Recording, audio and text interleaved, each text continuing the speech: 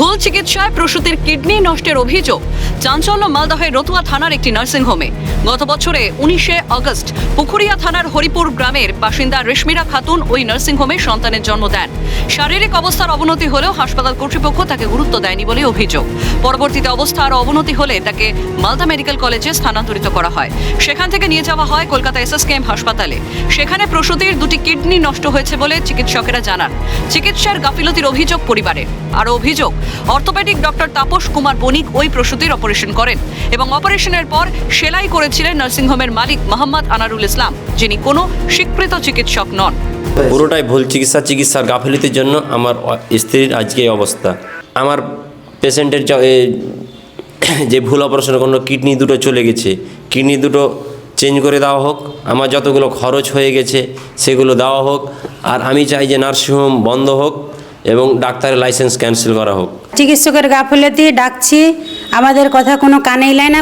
বর্তমানে ওই প্রসূতির ডায়ালিসিস চলছে। মহকুমা শাসক থেকে জেলা প্রশাসন, রাজ্য স্বাস্থ্য দপ্তরে লিখিত অভিযোগ জানায় রোগীর পরিবার। আদালতের দ্বারস্থ হন রোগীর পরিবার। আদালতের নির্দেশে চলতি মাসের 19 তারিখ নার্সিংহোম কর্তৃপক্ষের বিরুদ্ধে ফৌজদারি মামলা রুজু করে রতুয়া থানার পুলিশ। এফআইআর যে পুলিশ ইনকোয়ারি করে এফআইআর ইনিশিয়েট করেছে, তার সত্ত্বেও যেগুলো সেকশন এখানে বুকড হওয়ার কথা বা যেগুলো চার্জেস হওয়ার কথা সেগুলো চার্জেস কিন্তু পুলিশ দেয়নি।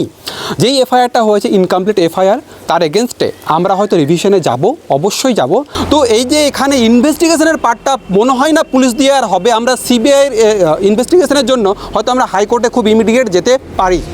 সমস্ত অভিযোগ অস্বীকার করেছেন অভিযুক্ত চিকিৎসক তাপস কুমার বণিক। বিষয়টি বিচারাধীন বলে সাফাই দিয়েছেন চিকিৎসক। অ্যাকচুয়ালি যে অভিযোগটা করা হয়েছে সেটা সম্পূর্ণ ভিত্তিহীন। আমি যেহেতু ব্যাপারটা সাবজুডিশিয়াস হয়ে আছে এবং তদন্তাধীন, আমি আমাদের honourable West Bengal medical council আছে, ওনারা এই ব্যাপারটা দেখবেন। আমি এই ব্যাপারে আর কিছু মন্তব্য করতে চাইছি না।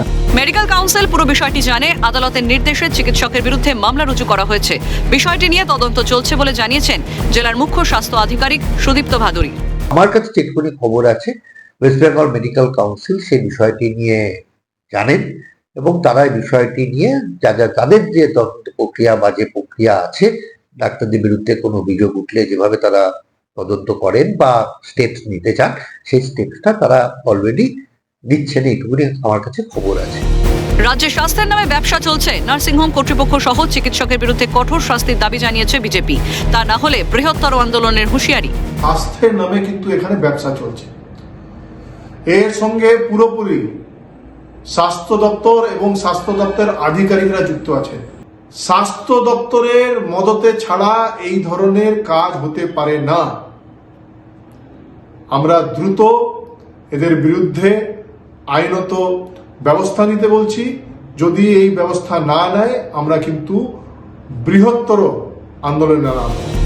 বিষয়টি আদালতে বিচারাধীন। প্রশাসন খতিয়ে দেখছে। অন্যায় থাকলে শাস্তি হবে বলে স্পষ্ট জানিয়েছেন তৃণমূল নেতা।